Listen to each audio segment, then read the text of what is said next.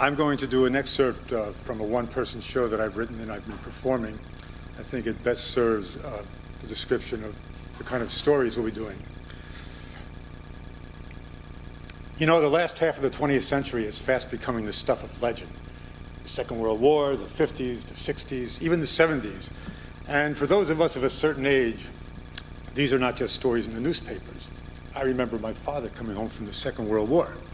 Stories about his brother, my uncle, who was a combat hero, shot down twice behind enemy lines, smuggled back to our side by friendly communist partisans. I was at Woodstock. I went to Cuba. I met Fidel and I met Che. I was a political organizer against the war in Vietnam. I met Malcolm X.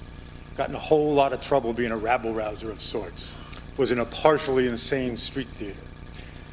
And like probably all of you, I have stories to go with all those big events. But that's not how I see it, or remember it, or learn from it. It's more like this. I was once at a dinner party where a man spoke about his grandfather, who had been a dancer with the Isadora Duncan Dance Company. Remember Isadora Duncan? And when the company went to Argentina, the man liked it there so much, he stayed on, mostly through the Juan Perón years.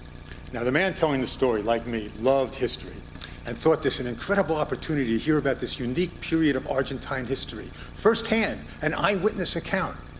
So with great anticipation, he asked his grandfather, "What was it like in Argentina under Juan Perón?" The grandfather thought for a minute, and then he said, in a thick Yiddish accent, "Well, I had a little dog, and I had to take the train every day, and they didn't allow dogs on the train. So I got a coat with wide sleeves, and I hid the dog inside the sleeves. And the conductor came by, and he never saw the dog, so it was okay." That was it. An eyewitness account of life in Argentina under Juan Perón. He had nothing more to say, nothing else. And so it is, perhaps, with these stories, and hopefully stories of the people in the class. Now, just to say a few more words about the class, there will be, the original title of this course, which I've taught in the past, was Creating Theater, Stories from Our Lives. So there is a theater element involved, and there'll be an option in the class for those people who want to, you don't have to theatricalize your storytelling with, the course will involve teaching people simple improvisation exercises, some choral speaking, to enhance the storytelling, if the storyteller wishes.